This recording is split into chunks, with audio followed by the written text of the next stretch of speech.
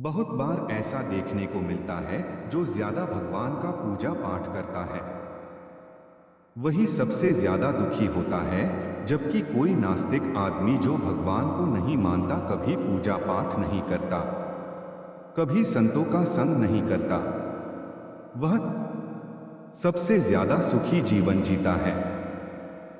यह सब चीजें देखकर कभी कभी लगता है कि भगवान ही गलत है। पूजा पाठ करने वाले लोग दुखी क्यों रहते हैं? भगवान का न्याय ही गलत है या कोई कहानी नहीं? यह हर किसी के साथ होता है। दोस्तों, इस पोस्ट में हम आप लोगों को इसके पीछे के कारण के बारे में बताने वाले हैं।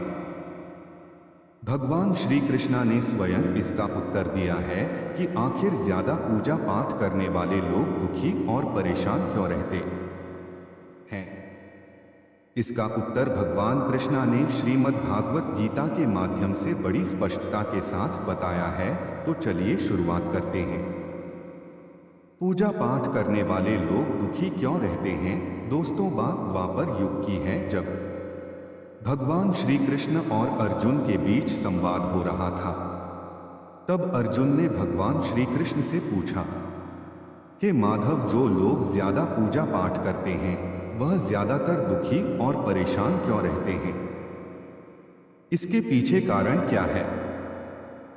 जबकि वो लोग जो भगवान का नाम ही नहीं लेते, भगवान का स्मरण भी नहीं करते, वह लोग हमेशा गलत कार्य करते हैं। उन लोगों को जीवन में सुख मिलता है। इसके पीछे का रहस्य मुझे समझाने का प्रयास करें। तब भगवान श्री कृष्ण ने एक छोटी सी कहानी के माध्यम से अर्जुन को इसका उत्तर दिया। जानते हैं उस छोटी सी कहानी के बारे में?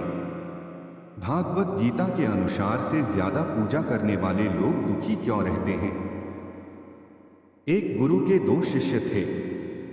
दोनों ही पढ़े लिखे और विद्वान थे।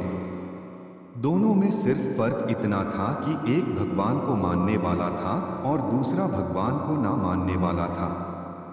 नास्तिकता एक ऐसा था जहां पर भगवान की कथा होती थी, जहां सत्संग होता था, जहां भजन होता था, वहां दौड़ा चला जाता था और भगवान की पूजा पाठ करने लगता था। दूसरा शिष्य इन सब चीजों से काफी दूर था। वह शराब पिया करता था, वेश्याओं के यहां जाया करता था। सारी बुरी आदतें दूसरे शिष्य में थी। एक दिन क्या हुआ कि जब वह शिष्य शराब पीकर अनाप शनाप बोलते हुए रास्ते में चलते हुए अपने घर को जा रहा था, अचानक उसको रास्ते में पैसों से भरा एक बैग मिल जाता है। उसकी खुशी का ठिकाना नहीं रहता। वह जोर जोर से चिल्लाते बताता है, आज मुझे पैसों से भरी भेंट की थैली मिल गई है। मेरा जीवन सफल हो गया। इन पैसों से अपने जीवन की आवश्यकताओं की पूर्ति कर लूंगा। वही दूसरा मित्र मंदिर से भजन करते हुए अपने घर को जा रहा था। अचानक उसकी पैर में बड़ी कांटी चुभ जाती है।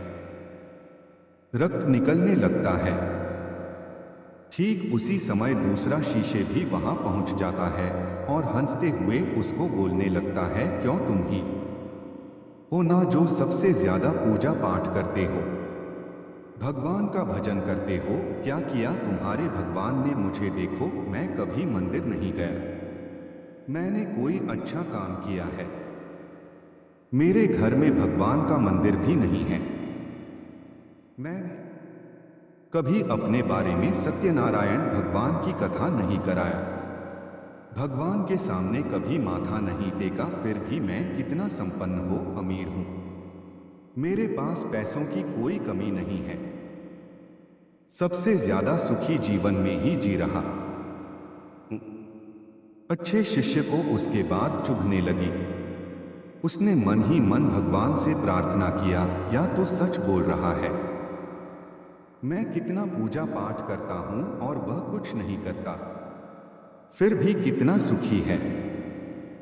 इतना सोचते हुए वह अपने गुरु के पास चला जाता है और यही प्रश्न गुरु से करता है। गुरुजी मुस्कुराते हुए बोलते हैं, भगवान जो करते हैं अच्छे के लिए करते हैं। जिसकी जैसी योग्यता होती है उसको उसी के अनुसार फल देते हैं। अब तुम्हारे प्रश्नों का उत्तर तुम जानते हो। भगवान ने पैरों में ही क्यों कांटे चुभाए और उसको पैसे से भरी बैग क्यों मिली?